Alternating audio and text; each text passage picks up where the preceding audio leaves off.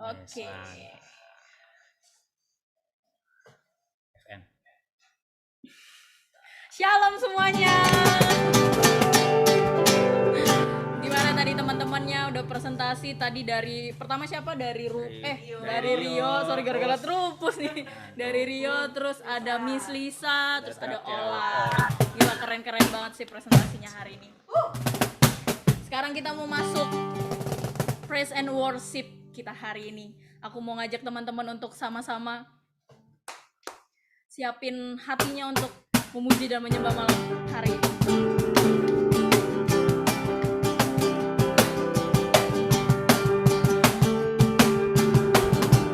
Kaulah Tuhan, kaulah Raja.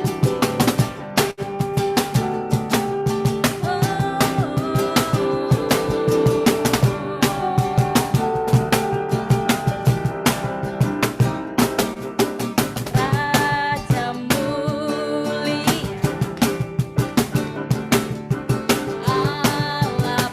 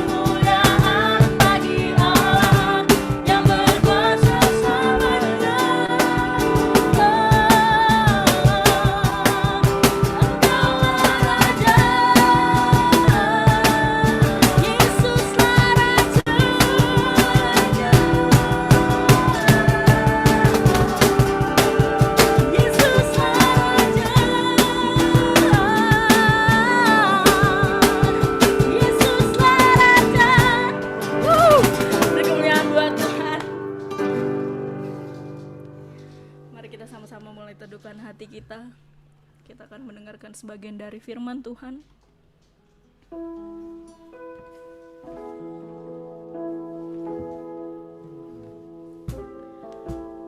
Hanya Engkau Allah, satu-satunya yang kami sembah Tuhan.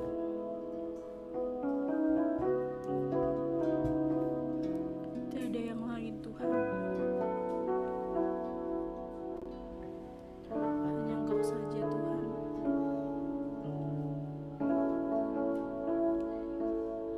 Yang kami ingini. Betapa dahsyat Engkau Tuhan.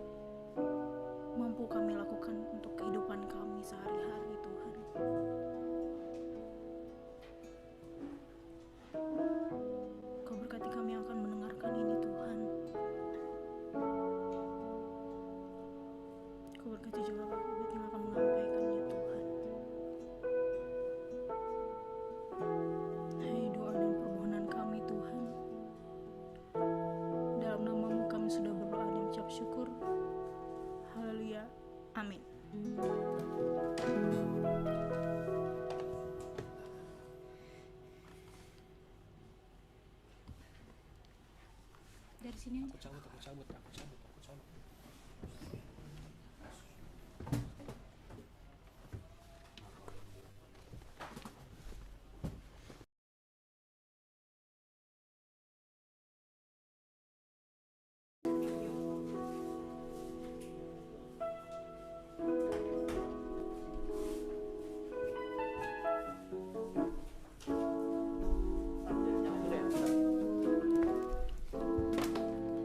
Wait. Thank you. Ya, bentar. Timekeeper ya. Saya takut kelamaan. Bentar. Belum.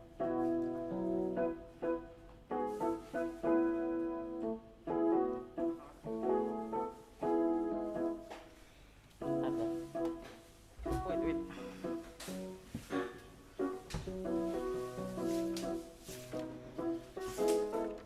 Saya lihat ke situ.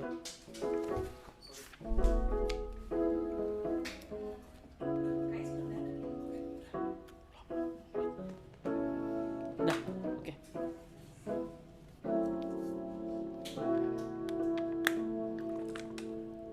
Oke.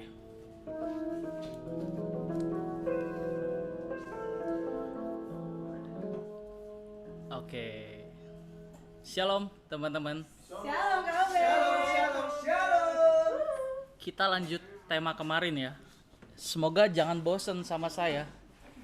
Karena temanya masih sama, orangnya masih sama. Tapi semangatnya saya harap juga harus sama ya. Boleh saya beda Kak? Lebih dari yang kemarin.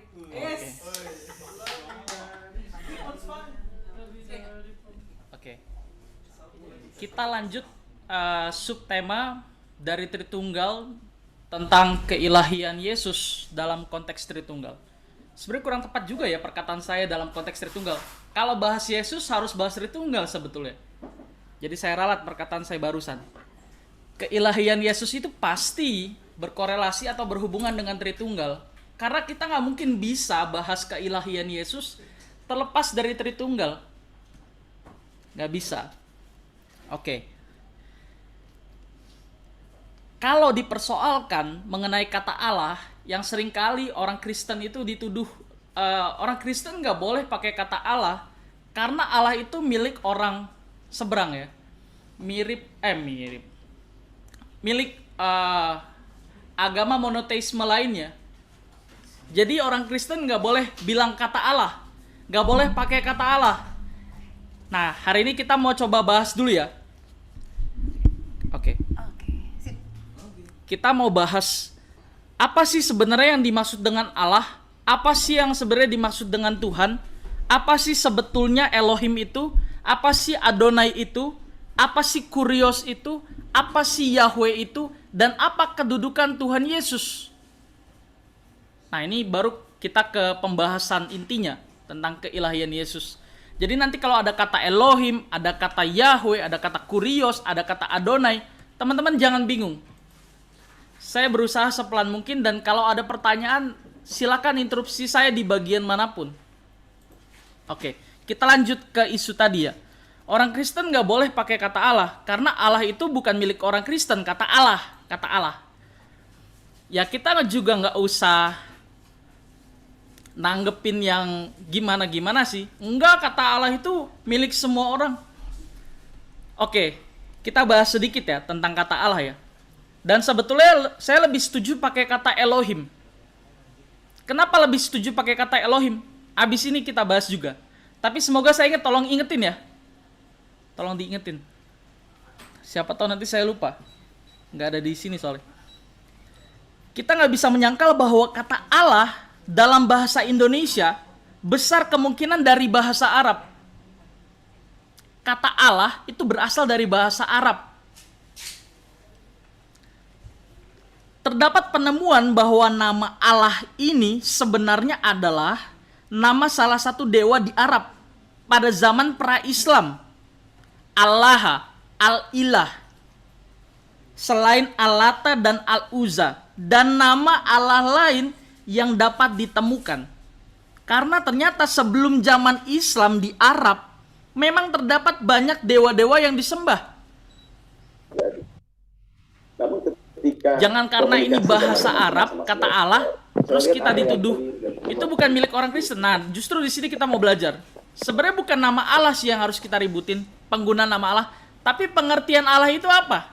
Ini yang lebih penting sebetulnya.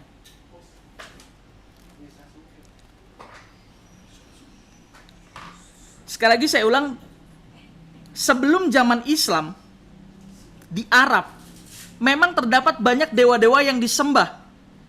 Jadi, kalau nama Allah di Arab pada zaman pra-Islam bukan sesuatu yang mengherankan. Karena ribuan tahun sebelum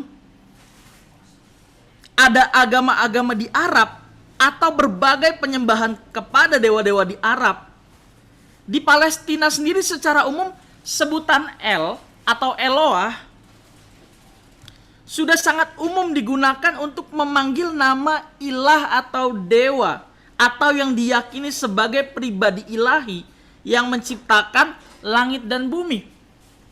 Jadi ini udah ada sebelum zaman pra-Islam, ribuan tahun sebelumnya penggunaan kata Allah ini. Dan ini sudah sangat umum tadi di Palestina ya.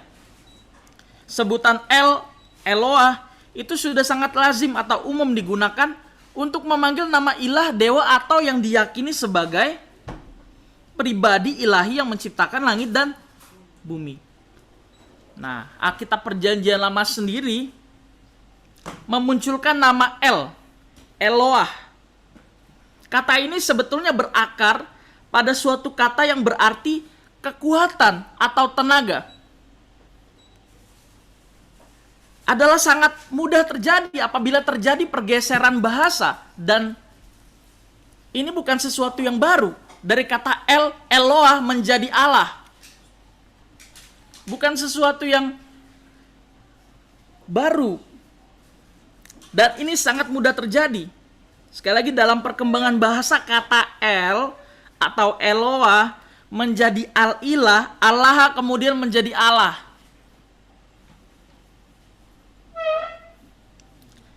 Nah, ada juga sumber-sumber yang mengatakan bahwa orang Kristen sebelum zaman Islam menggunakan nama Allah secara umum di Arab, kita harus tahu bahwa kekristenan sudah mulai masuk. Oke, saya pelan-pelan ya. Katanya kau bet pelan-pelan. Oke, sip. Ini harusnya jangan pakai mic, suara saya sudah menggelegar soalnya. Oh, oke, cepet bisa aja. Kita lanjut ya. Sekali lagi, kata Eloah. Bukan itu. Tadi udah itu. Sorry. Terdapat sumber-sumber yang mengatakan bahwa orang Kristen sebelum zaman Islam menggunakan nama Allah secara umum di Arab. Udah ada orang Kristen yang pakai nama Allah sebelum orang Islam ada. Orang 1440 sebelum Masehi agama Yahudi udah ada. Abad 1 Masehi agama Kristen udah ada. Lah, Muslim muncul abad ke-67 setelah ada agama Kristen, 600 tahun kemudian. Lah, kok kita dituduh lu nggak boleh pakai nama Allah? Karena itu pakai bahasa Arab.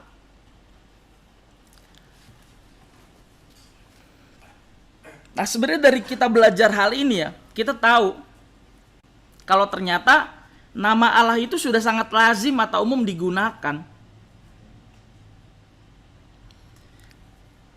Agama Islam itu baru muncul dekade abad ke-6 dan ke-7, kira-kira 600 tahun kemudian setelah ada agama Kristen.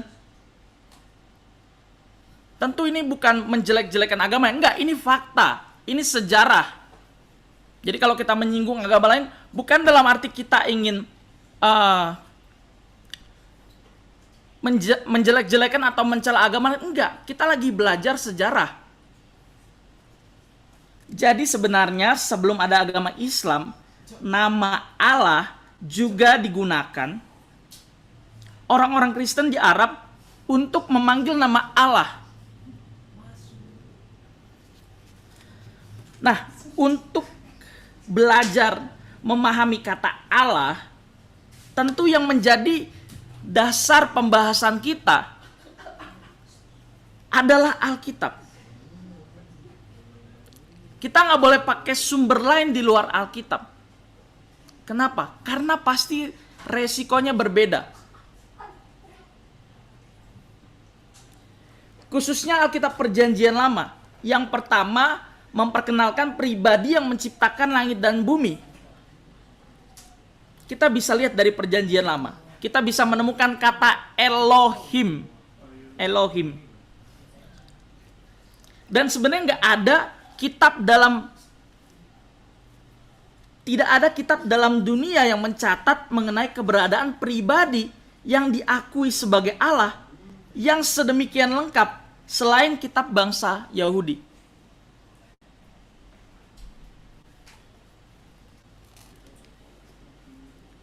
Bukan karena di sini saya mau mengatakan bahwa oke, nggak ada masalah. Bukan berarti di sini saya mau mengatakan bahwa mentang-mentang bangsa Yahudi pilihan. Oh enggak. Tapi karena bangsa Yahudi itu punya budaya yang hebat, budaya belajar dan mengajar.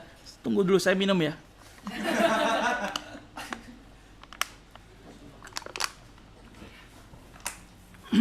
Tolong kalau saya kecepatan, kamu nggak ngerti, tanya aja langsung. Dipotong penjelasan saya.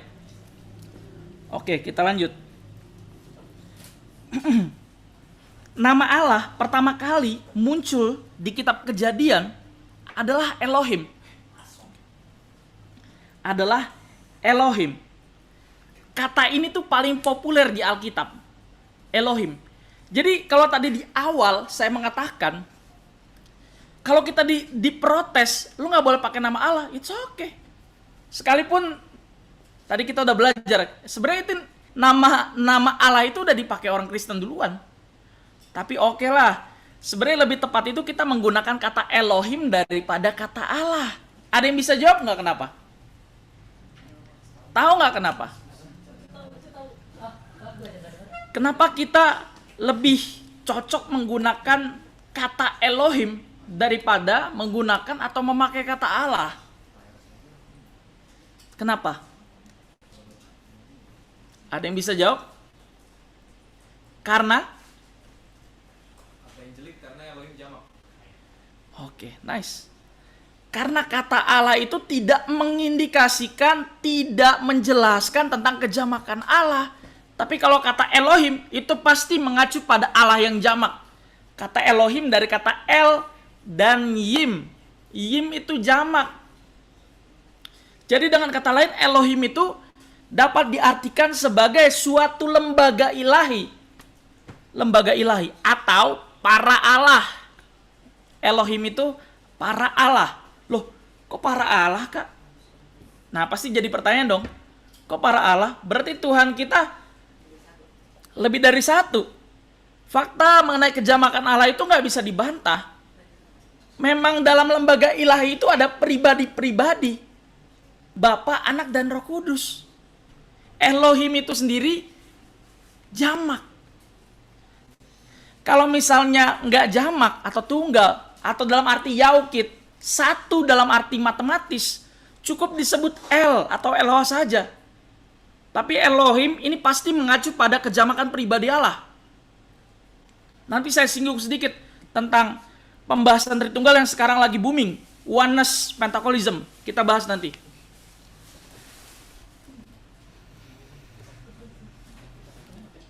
Sampai sini dulu, ada yang mau tanya nggak?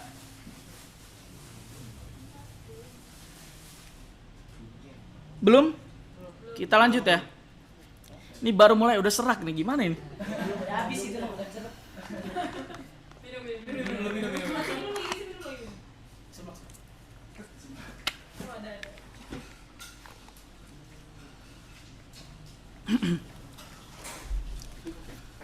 Oh ya, makasih. Buset, banyak banget, 3 loh.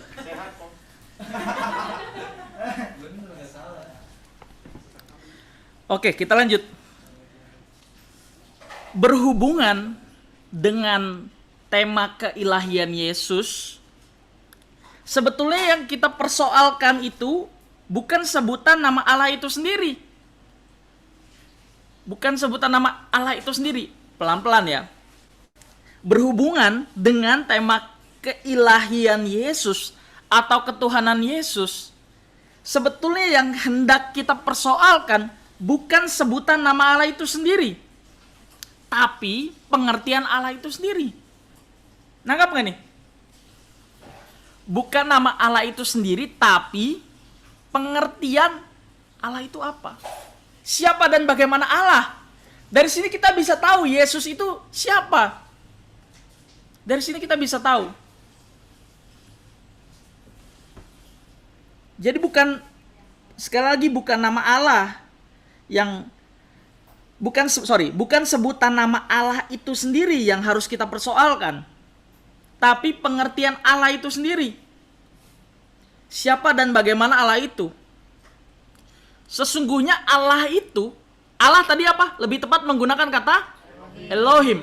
Elohim itu menunjuk pribadi-pribadi yang diakui sebagai pencipta langit dan bumi, yang sudah ada dari kekekalan sampai kekekalan, Alfa dan Omega.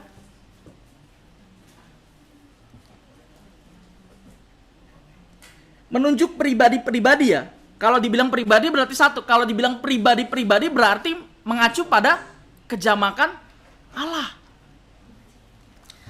Oke. Tadi di awal saya juga udah sempat bilang, jangan bingung ya dengan kata Elohim, dengan kata Adonai, Kurios, Yahweh, jangan bingung. Karena ini sepanjang penjelasan nanti dijelasin pelan-pelan. Kita bahas dulu kata Elohim. Kata Elohim ini menunjuk lebih dari satu pribadi. Kalau satu saja cukup dikatakan El atau Eloah. Cukup dikatakan El. Nah, kata Elohim berarti El yang lebih dari satu. Ini prinsip yang penting yang gak boleh kita tawar. Ini penting. Penting banget. Kalau dulu orang Yahudi gak tahu Elohim itu ternyata jamak. Mereka hanya taunya Elohim itu Yaukit satu. Yahweh yang namanya gak boleh disebut secara sembarangan, maka memakai kata Adonai. Adonai dan Kurios itu sejajar. Nanti kita bahas ya. Satu-satu pelan-pelan. Sekali lagi kata Elohim itu berarti El yang lebih dari satu. Ini nggak bisa ditawar Bapak Ibu. Ini nggak bisa ditawar. Kan banyak orang Kristen yang takut. Akhirnya konformisme, menyesuaikan diri supaya diterima sama agama samawi yang lain, supaya dianggap Tuhannya Esa. Tritunggal itu Esa, satu, Yaukit. Promo siapa? Oh iya, jangan lupa nonton video apa? Video Defending Faith. Channelnya 180 Movement. Teman-teman boleh subscribe sekarang ya. Saya kasih waktu 5 detik. 5, 4, 3, 2, 1. Oke.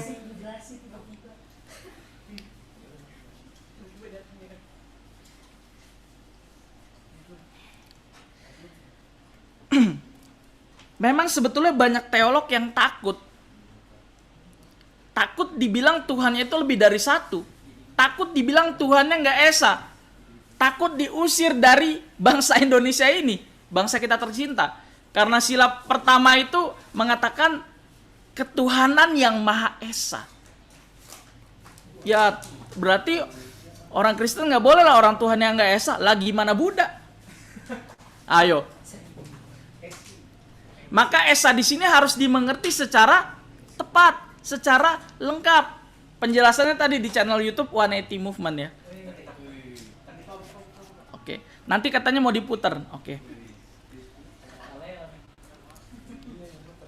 Memang sih terdapat pandangan bahwa kata Elohim itu hendak menunjukkan mengenai kelengkapan atau kesempurnaan dalam pribadi Allah. Ada yang menganggap seperti itu. Tapi kalau kita perhatikan pernyataan Allah dalam Kejadian 1 ayat 26, kita sambil buka deh.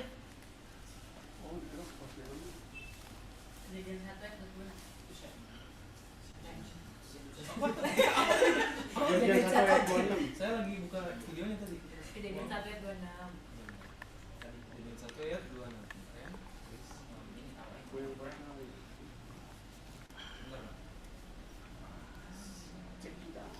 Oke. Sudah? Sudah. Tadi kejadian berapa? 126. 126. 26. Ini harusnya udah hafal sih, udah jutaan kali dibuka ayat ini. Hiperbol ya, jutaan lebay. Oke. Udah? Boleh minta tolong satu orang baca?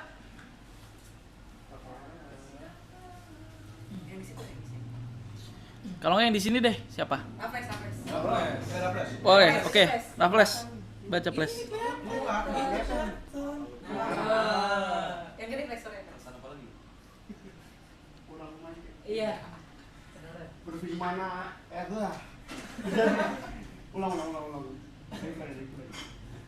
Kejadian 1 ayat 26. Berfirmanlah Allah, baiklah kita menjadikan manusia menurut gambar dan rupa kita supaya mereka berkuasa atas ikan-ikan di laut dan burung-burung di udara dan atas ternak dan atas seluruh bumi dan atas segala binatang melata yang merayap di bumi. Ya. Di situ kita menemukan sebuah kalimat baiklah kita. Baiklah kita menjadikan. Ini jelas sebetulnya mengisyaratkan bahwa dalam Elohim terdapat lebih dari satu pribadi yang oleh karenanya ada suatu percakapan atau dialog. Baiklah kita. Baiklah kita. Tadi kita sepakat ya, kita menggunakan kata Elohim daripada kata Allah. Karena Elohim menunjuk kejamakan pribadi dalam lembaga ilahi yang kita kenal dengan Tritunggal atau Trinitas. Memang di dalam diri Allah, tadi Allah pakai kata Elohim ya. Memang di dalam diri Elohim itu ada pribadi-pribadi yang jumlahnya lebih dari satu. Kalau jumlahnya satu atau tunggal, pasti tidak dikatakan Elohim sekali lagi. Tapi cukup El. El saja ya. Nah, sebagai orang percaya kita tidak perlu malu atau takut mengakui hal tersebut. Jangan takut, jangan malu. Kalau kita nggak bisa menerima bahwa di dalam diri Allah terdapat pribadi-pribadi yang jumlahnya lebih dari satu, maka kita nggak bisa menerima keberadaan Tuhan Yesus. Kita tidak bisa menerima keberadaan Tuhan Yesus secara tepat. Tadi ya, di awal banget saya bilang, bahas tentang Tuhan Yesus itu nggak bisa lepas dari bahas Tritunggal. Nggak bisa. Nah, untuk mengerti mengenai keilahian Yesus, berarti mau nggak mau kita harus bahas apa tadi? Tritunggal. Berarti kaitannya dengan Elohim. Lebih dari satu pribadi.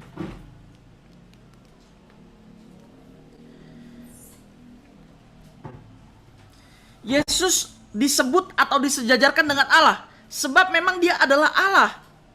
Dia adalah salah satu pribadi-pribadi yang ada pada lembaga Elohim. Wah, saya harus pelan-pelan ya. Sorry kalau kecepatan. Ulang ya. Yesus disebut atau disejajarkan dengan Allah sebab memang Tuhan Yesus itu salah satu pribadi dalam lembaga ilahi. Lembaga ilahi itu apa? Elohim. Namanya Yahweh. Jadi Yahweh itu nama dari lembaga ilahi ini. Jadi kalau dibilang Yahweh itu menunjuk apa? Menunjuk. Kalau disebut Yahweh berarti menunjuk ketiga pribadi Allah. Ketiga pribadi Allah. Ada yang beranggapan Yahweh itu menunjuk Bapa saja. Ada yang mengatakan Yahweh itu menunjuk Tuhan Yesus saja. Tapi sebetulnya ini menunjuk lembaga ilahi loh. Elohim yang namanya Yahweh. Terus Adonai itu apa? Nah, orang Yahudi itu nggak berani sebut nama Allah secara sembarangan. Maka kata Yahweh dilafalkan dengan dilafalkan dengan kata Adonai. Itu dalam perjanjian lama. Kalau dalam perjanjian baru kita menemukan satu kata. Apa tuh? Yang sejajar dengan Adonai apa tuh? Kurios. Dalam perjanjian lama kita menemukan kata Adonai.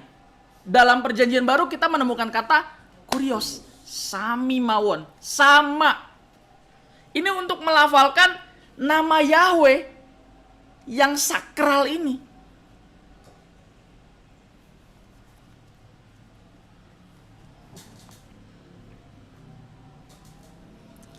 Oke, kita bahas kata Tuhan sekarang.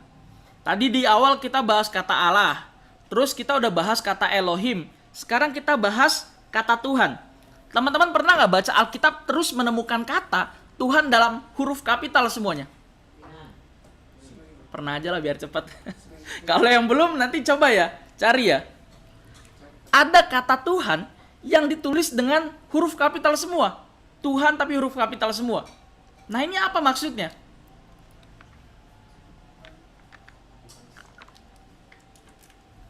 Kira-kira apa maksudnya? Kata Tuhan sebetulnya muncul pertama kali di Kejadian 2. Kata Tuhan. Huruf kapital. Ini menunjuk apa? Ada yang bisa tebak nggak? Kenapa? Oh, apa? Salah, bukan Elohim. Menunjuk Yahweh. Menunjuk Yahweh. Kata Tuhan dalam huruf kapital itu terjemahan dari kata Yahweh. Terjemahan dari kata Yahweh. Jadi kalau saya tanya lagi, Yahweh itu apa? Tadi apa Yahweh? Nama lembaga ilahi. Disebut juga Elohim. Kenapa? Karena para Allah. Para Allah ini maksudnya lembaga ilahi yang di dalamnya terdapat pribadi-pribadi. Ada Bapa, Anak dan Roh Kudus.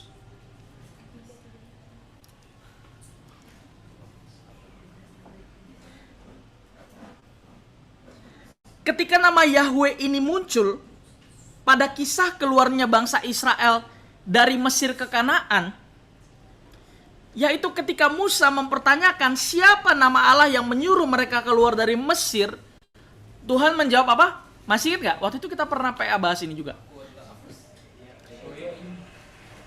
Oke, bahas tentang kok bahas tentang apa? Tuhan Yesus jawab, kan Musa tanya, Tuhan siapa? Siapa engkau? Kalau ada orang yang nanya, siapa yang membebaskan kami dari penjajahan Mesir? Siapa? Tuhan Yesus jawab, aku adalah aku. Dalam bahasa Ibrani, Ehye, Aser, Ehye. Nah, dari nama ini sebetulnya disimpulkan sebuah sebutan yang baku yang memang sudah tertulis sebelum peristiwa di padang Midian, yaitu Yahweh. Waduh, ini saya harus pelan-pelan nih jelasin ini. Coba tolong fokus ya. Ini agak susah memang. Kan tadi Musa tanya ke Tuhan, Tuhan siapa nama engkau? Musa mempertanyakan siapa nama Allah yang menyuruh mereka keluar dari Mesir. Tuhan menjawab tadi apa? Aku adalah aku. Kenapa Tuhan jawab aku adalah aku? Ayo. Kenapa tuh?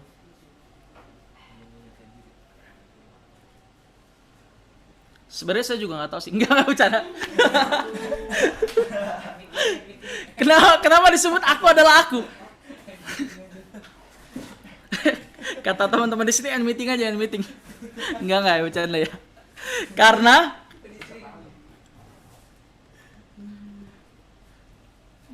masa saya harus bilang yang bisa jawab dapat buku.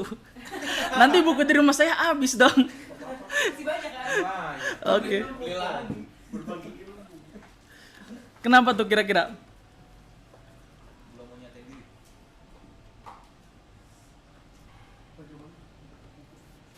Tadi sebenarnya udah ada jawabannya tuh.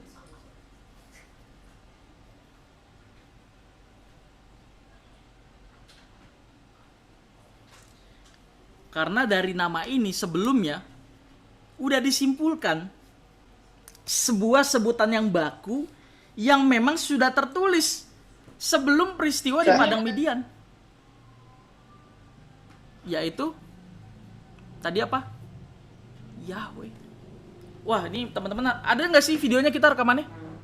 Yang PA bahas aku adalah aku, ego Emi. Ada nggak? Nggak nyimpen ya? Waduh, sayang banget tuh. Di situ dibahas tuh. Kita nggak mungkin buka lagi ayatnya, balik lagi. Tapi nanti kalau ada videonya coba saya kasih ya. Tapi sederhananya, singkatnya, dari nama ini sebetulnya disimpulkan sebuah sebutan yang baku yang memang sudah tertulis sebelum peristiwa di padang Midian, yaitu Yahweh. Nah, kalau ada pertanyaan, apakah keliru kalau nama Yahweh diterjemahkan Tuhan huruf besar dalam bahasa Indonesia? Dengan segera saya bisa menjawab, tentu tidak. Tentu tidak. Nama ini sebetulnya mau ngasih tahu ke kita kalau Tuhan adalah penguasa, majikan, raja, dan kepala pemerintahan umat pilihan.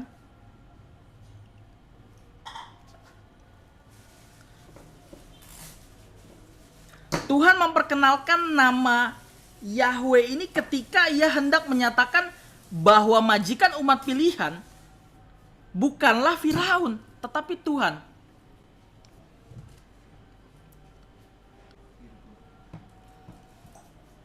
Tapi Tuhan. Sekali lagi, Tuhan hendak memperkenalkan nama Yahweh ini ketika Tuhan hendak menyatakan bahwa majikan umat pilihan. Ini maksudnya umat pilihan di sini orang Israel ya. Orang Israel dalam konteks pembahasan ini bukanlah Firaun, tapi Tuhan. Tapi Yahweh. Jadi nama Tuhan dalam huruf besar ini hendak menunjuk otoritas yang memerintah. Itulah sebabnya sebenarnya Tuhan menolak ketika bangsa Israel meminta raja kepada Tuhan. Sebab Allah itu adalah rajanya. Nanti teman-teman bisa buka deh di 1 Samuel 1 perikop dibaca, itu singkat kok. Itu singkat. Cerita tentang bangsa Israel yang minta raja ke Tuhan. Nanti teman-teman buka di 1 Samuel 8 dari ayat yang pertama sampai ayat yang terakhir. 1 perikop singkat tuh. Kita nggak buka sekarang ya, tapi dicatat aja. Nah sekarang Adonai. Adonai tadi apa? Kenapa kita menggunakan kata Adonai tadi? Karena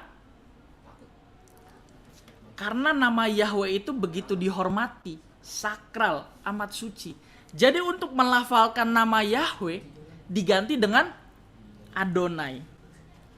Kata Adonai ini artinya my master, tuanku. Kata Adon menunjuk status seseorang yang memerintah atau seorang yang berkuasa atas budak-budak. Adonai dipahami sebagai tuan dari banyak tuan-tuan. Kata ini dilafalkan ketika menyebut Yahweh atau ketika orang Israel memanggil nama Yahweh. Orang Israel nggak sebut nama Yahweh, tapi Adonai. Nah, kalau di perjanjian baru kita menemukan kata Tuhan dalam huruf kecil, Tuhan. T-nya tetap besar, tapi nggak huruf kapital semua. Kata ini lebih sering ditunjukkan kepada Tuhan Yesus. Kalau tadi Yahweh itu menunjuk lembaga ilahi ya. Kalau Tuhan dalam huruf kecil tapi T-nya tetap besar, menunjuk Tuhan Yesus. Maka Tuhan Yesus disebut sebagai Kurios. Ya ada yang menyebut Kurios, ada yang menyebut Kyrios, terserah. Kata ini lebih sering sekali lagi ditujukan kepada Tuhan Yesus. Kata Kurios. Kata Kurios dan Adonai itu sejajar. Sama. Kata Kurios dan Adonai itu sejajar. Nah, kalau ada pertanyaan sebenarnya kata kurios ini dari mana sih asalnya sih? Ini sebetulnya julukan yang murid-murid Tuhan Yesus kasih ke Tuhan Yesus. Kata kurios ini adalah nama gelar yang disandang oleh seseorang, kaisar dari Makedonia yang namanya adalah Alexander the Great. Nah, murid-murid Yesus menggunakan gelar ini bagi Yesus. Kurios. Kurios. Yesus itu disebut sebagai Allah. Yesus itu disebut sebagai Allah karena Yesus adalah pribadi kedua dalam lembaga ilahi. Jadi kalau dibilang kenapa Yesus disebut Allah, jangan bingung lagi. Kenapa tadi? Karena Yesus adalah pribadi kedua dalam lembaga ilahi. Tapi biar bagaimanapun Yesus itu nggak bisa disejajarkan dengan Bapa. Nggak bisa. Nah, ini lain waktu kita bahas ya. Kita bahas. Jadi yang dimaksud aku dan Bapa adalah satu dalam Yohanes 10 ayat 30 itu apa? Apakah ini menunjukkan sejajaran pribadi anak dengan pribadi Bapa? Tentu tidak. Aku dan Bapa adalah satu itu artinya adalah satu tujuan. Satu rencana. Sama-sama berunsur ilahi. Satu kehendak. Bukan sejajar. Bukan sejajar.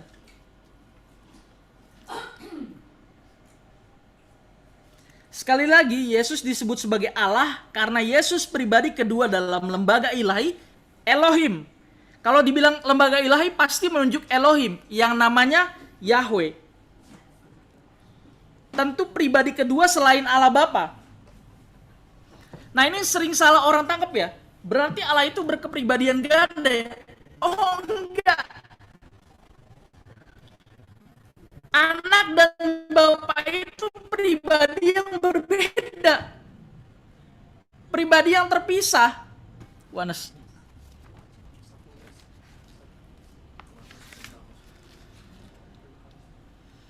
Kalau kita perhatikan dalam kisah penciptaan alam semesta dalam Kejadian 1, Allah menciptakan dengan menggunakan firman. Nah, ini yang sering banget nih diserang ya, Yohanes 1 ayat 1. Pernahkah? Oke, kita buka dulu deh ayatnya deh. Apa tuh, Kak? Yohanes 1 ayat 1.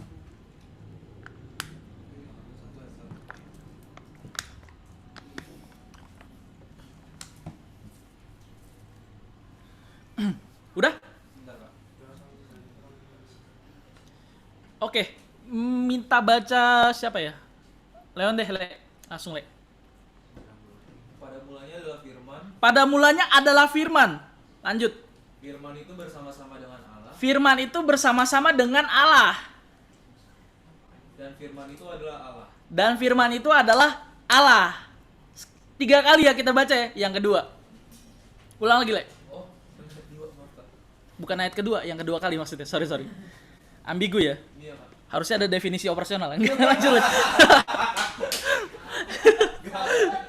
Nah, itu namanya definisi operasional, teman-teman. Lanjut, Le. Baca yang kedua kali, Le. Oh, Kak. Pada mulanya adalah firman. Pada mulanya adalah firman. Firman itu bersama-sama dengan Allah. Firman itu bersama-sama dengan Allah. Dan firman itu adalah Allah. Dan firman itu adalah Allah. Sekali lagi, Le. Pada mulanya adalah firman. Pada mulanya adalah firman. Firman itu bersama-sama dengan Allah. Firman itu bareng-bareng sama Allah. Dan firman itu adalah Allah. Firman itu adalah Allah. Sekarang pertanyaannya, apakah Allah pernah ada tanpa perkataannya atau tanpa firmannya? Ketika Tuhan Yesus berinkarnasi atau menjelma jadi manusia, apakah ada masa di mana Allah itu gagu? Gak bisa ngomong. Pada mulanya adalah firman. Jadi 4 kali. Firman itu bersama-sama dengan Allah. Dan firman itu adalah Allah. Nah, itu kan Yohanes 1. Kalau kita ikutin 1 sampai 14, Tuhan Yesus berinkarnasi jadi manusia. Enggak sih, lebih ke Filipi 2 ya. Iya, di Yohanes 1 ayat 1:14 itu juga dibahas sih. Tapi lebih jelas di Filipi 2 ayat 7. Tuhan Yesus berinkarnasi jadi manusia, mengosongkan diri. Sekarang pertanyaannya, adakah masa di mana Allah tanpa firman-Nya? Ayo. Gimana tuh?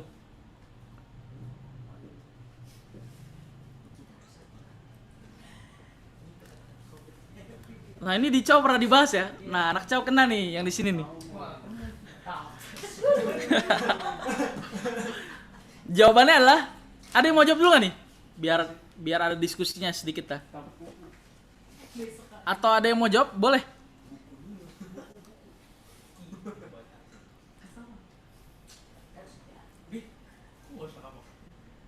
Ada yang mau jawab?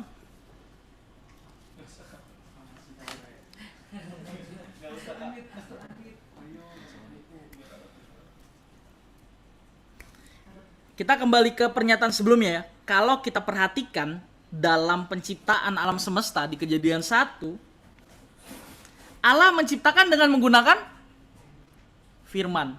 Allah menciptakan menggunakan firman. Ketika firman itu menjadi manusia, adakah masa di mana Allah tanpa firman-Nya? Maksudnya Allah nggak bisa ngomong. Ayo. Ini ada kaitannya sebenarnya sama oneness. Oneness. Sekarang apa nanti nih jelasinnya? Sekarang aja lah ya.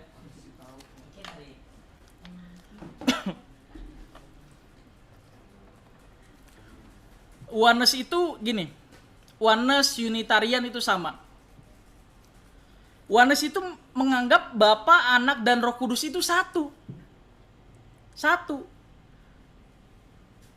Satu, tapi ada tiga apa bilangnya ya? Kalau saya bilang moda apa sih? Jenis atau bentuk. Oneness itu sekali lagi menganggap bahwa Bapa, Anak, dan Roh Kudus itu satu pribadi, tapi ada tiga ininya, tiga bentuknya, tiga manifestasi, tiga apa bahasanya tuh? Aduh bahasa kesusahan Kak. Saya juga agak bingung ya bilang. Representasi.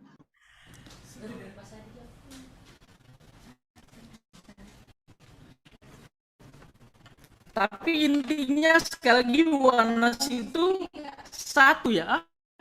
Dan juga fungsi wujud. Oke, wujud ya. Misalnya namanya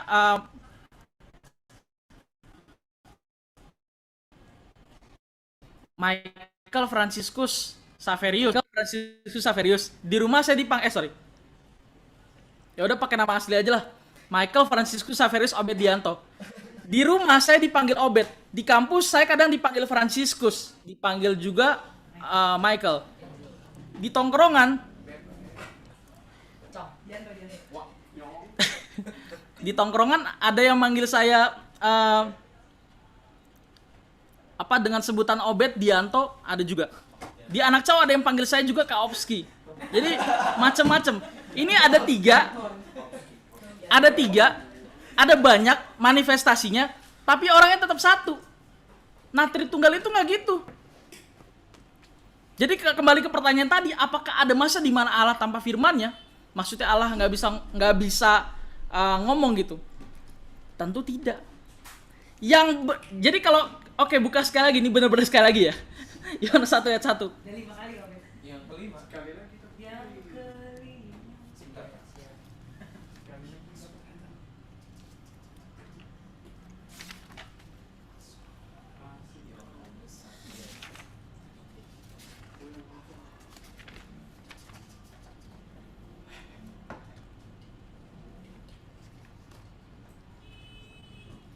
Lama deh. Pada mulanya adalah firman. Firman itu bersama-sama dengan Allah. Dan firman itu adalah Allah. Firman itu adalah Allah. Sebenarnya lebih mudah dimengerti kalau Allah anak yang berinkarnasi jadi manusia. Kita nggak menggunakan kata firman. Nangkap nggak nih? Sebenarnya lebih mudah dipahami atau dimengerti Allah anak yang berinkarnasi menjadi manusia atau menjadi manusia dibandingkan firman yang menjadi manusia. Nangkap nggak nih? Kalau dibilang Allah mencipta dengan firman, ya berarti pada saat Tuhan Yesus itu kan disebut Logos. Ya nggak? Bener nggak? Logos ya. Berarti pada saat Tuhan Yesus turun jadi manusia, Allah tanpa perkataannya dong. Oh nggak gitu. Nggak gitu. Jadi lebih mudah, lebih sederhana dipahami Allah anak yang menjadi manusia. Allah anak yang menjadi manusia. Kok kita jadi lama-lama di sini ya? Sorry teman-teman. Kalau Allah menciptakan dengan firman-Nya, berarti Ia menggunakan firman atau logos untuk menciptakan semua yang ada. Nah, untuk mekanismenya ya terserah. Di sini saya mau kasih sebuah pendapat ya. Jadi teori evolusi itu nggak selamanya salah. Yang sebenarnya dimaksud Darwin itu ya, kalau saya salah tolong dikoreksi. Tapi sejauh yang saya pelajari yang dimaksud itu bukan monyet, tapi manusia purba. Manusia purba. Ada misalnya contoh lain teori Big Bang. Bisa nggak bumi tercipta dengan cara itu? Bisa aja. Mekanismenya nggak ada yang tahu. Nggak ada yang tahu. Maka saya sering menggunakan kalimat reason and faith. Reason and faith. Pengetahuan itu membantu menjelaskan iman. Tapi nggak semua hal bisa dijawab pakai pengetahuan. Maka di sini iman menyempurnakan pengetahuan. Reason and faith. Reason and faith.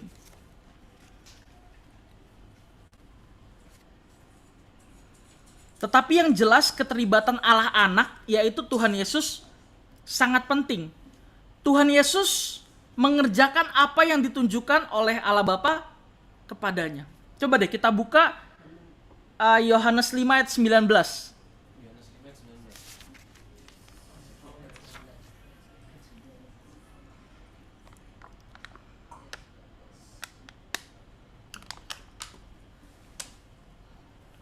Baca, Le. Maka Yesus menjawab mereka, katanya, Aku berkata kepadamu, sesungguhnya anak tidak dapat mengerjakan sesuatu dari dirinya sendiri.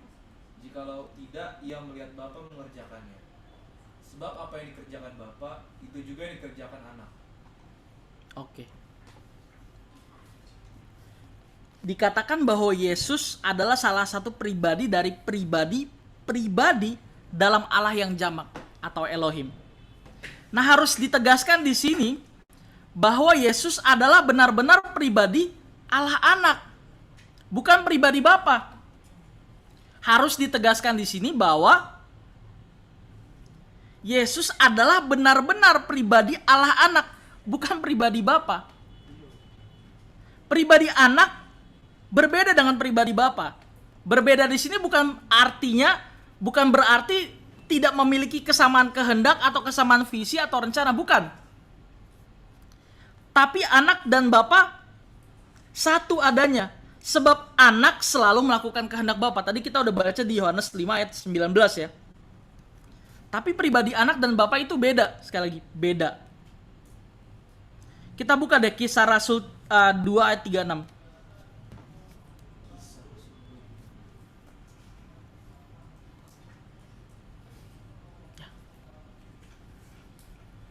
Boleh dibaca, Le? Jadi seluruh kaum Israel harus tahu dengan pasti bahwa Allah telah membuat Yesus yang kamu salibkan itu menjadi Tuhan dan Kristus. Dalam Kisah Rasul 2 ayat 36 dikatakan bahwa Allah telah membuat Yesus menjadi Tuhan dan Kristus. Menjadi Tuhan artinya menjadi Adonai. Dan Kristus artinya yang diurapi sebagai raja yang dijanjikan untuk memulihkan kerajaan Israel. Oke.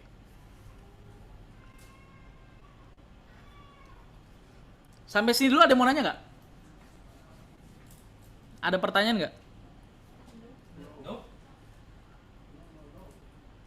Kalau belum kita lanjut ya. Allah Bapa itu Allah yang nggak kelihatan. Dan bisa jadi selamanya nggak akan kelihatan. Tapi Tuhan Yesus itu yang mewakili kehadiran Bapa. Itulah sebabnya Tuhan Yesus berkata, siapa melihat dirinya berarti melihat Bapa. Kita buka Yohanes 14 ayat 8 sampai 10. Ini pertanyaan dari Filipus. Pertanyaan Filipus, Bapa itu siapa? Nah, di sini kita lihat.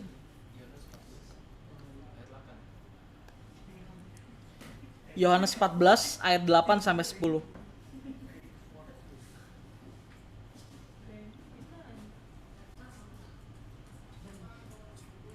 Udah? Tolong dibaca, Le. Kata Filipus kepadanya, Tuhan, tunjukkanlah Bapa itu kepada kami, Tunjukkanlah Bapa itu kepada kami. Terus? itu sudah cukup bagi kami. Oke. Jadi ceritanya Filipus pengen tahu siapa sih Bapa itu? Siapa sih yang mengutus Tuhan Yesus? Jawab Tuhan Yesus adalah, Ayat 9. oke, baca, Le. Kata Yesus kepadanya, telah sekian lama aku bersama-sama kamu Filipus, namun kau tidak mengenal aku. Barang siapa telah melihat aku, ia telah melihat Bapa.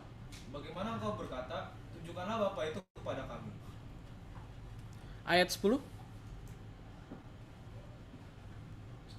Tidak percayakah engkau bahwa aku di dalam Bapa dan Bapa di dalam aku? Apa yang aku katakan kepadamu tidak aku katakan dari diriku sendiri, tetapi Bapa yang diam di dalam aku. Dialah yang melakukan pekerjaannya. Oke. Thank you, Le. Ini sebetulnya juga yang ditegaskan dalam Kolose 1 ayat 15. Tuhan Yesus itu gambaran Bapa yang gak kelihatan. Yang sulung, yang lebih utama dari segala sesuatu yang diciptakan. Bukan berarti Tuhan Yesus diciptakan ya. Bukan berarti Tuhan Yesus diciptakan. Enggak. Kalau ada yang mengatakan bahwa Tuhan Yesus itu diciptakan, ini jelas ajaran yang menyimpang ya, sesat ya. Bagaimana bisa seorang pencipta diciptakan? Namanya juga pencipta, dia pasti sebab segala sesuatu bermula ya, atau disebut dalam bahasa lainnya causa prima, penyebab utama. Bapa yang tidak kelihatan, Yesus yang mewakili Bapa yang tidak kelihatan tersebut. Oke. Itulah sebabnya ia juga mendapat gelar Bapa yang kekal. Ada lagunya ya?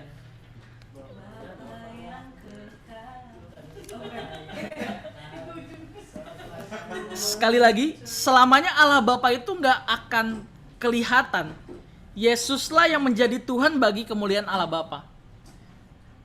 Sampai kapanpun Bapa itu nggak akan kelihatan. Maka dalam Filipi 2 ayat 11 kita buka. Filipi 2 ayat 11.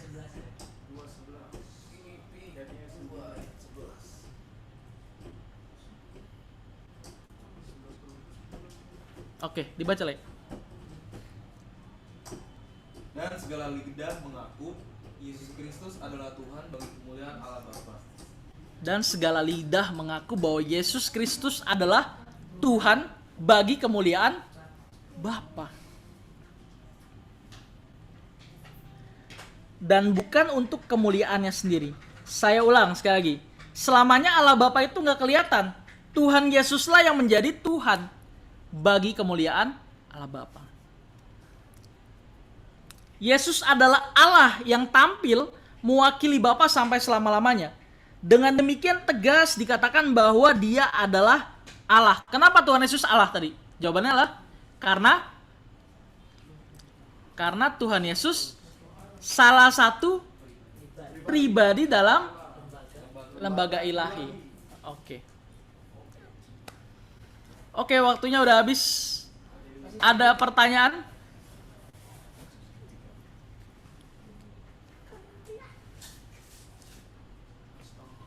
Ada pertanyaan?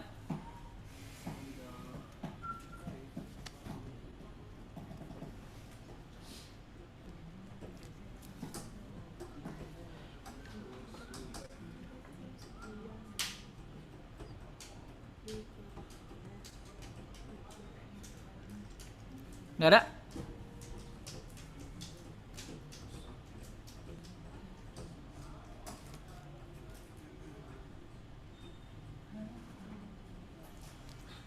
Nggak ada ya?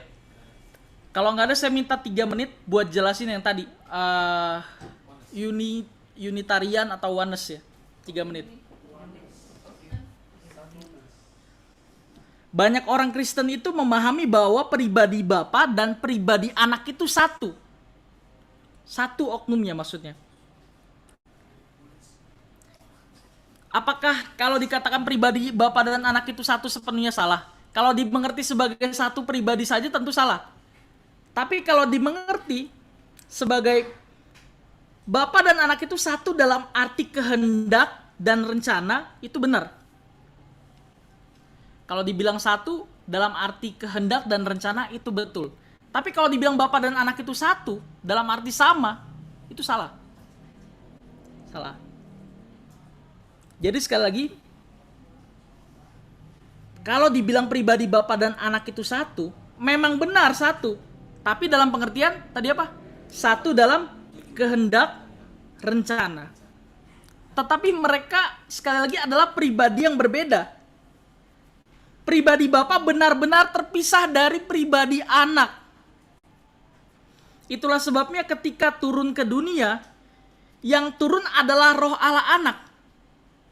Nah ini kalau ada yang bingung tanya ya. Bukan roh Bapa. Ketika Tuhan Yesus menjelma, ketika Allah berinkarnasi menjadi manusia, yang turun itu roh Allah Anak, bukan roh Bapa. Bukan roh Bapa. Coba bayangin kalau dipandang sebagai satu pribadi ya. Terus Tuhan Yesus dibaptis, ada Roh Kudus datang terus Bapa ngomong.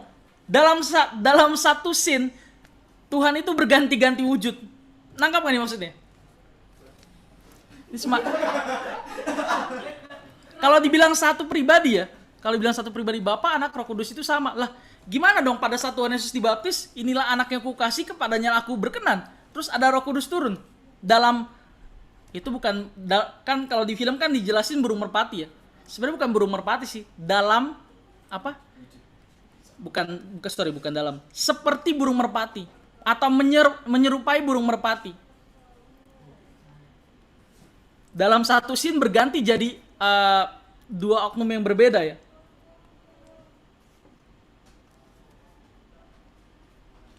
Allah Bapa tetap, makanya kalau dibilang kok Tuhan jadi manusia terus surga kosong dong. Nah, kalau pakai pandangan oneness ya, Tuhan berinkarnasi jadi manusia, mengosongkan diri, Filipi 2 ayat 7 sampai 11, terus surga kosong dong. Ayo, oneness mau jawab apa? Tapi kan enggak. Yang turun tadi siapa? Roh Allah Anak yang menjadi manusia. Sementara Allah Bapa masih aktif memerintah ketika Tuhan Yesus kehilangan semua kesadaran dengan menjadi bayi Natal di kota Bethlehem. Kalau Bapa dan Anak dianggap satu pribadi, itu namanya unitas, bukan trinitas. Unitas tadi sama dengan oneness ya. Misalnya di rumah dipanggil Mas Joko, di kantor dipanggil Bapak Joko Susanto, di pergaulan dipanggil Susanto. Semua juga orang yang sama, yaitu Joko Susanto. Ini nggak tepat. Ini menyesatkan. Jadi namanya bukan Tritunggal, tapi Unitarian. Semoga di waktu yang singkat 3 menit tadi bisa menjelaskan ya apa bedanya Unitarian dan Trinitarian. Amin.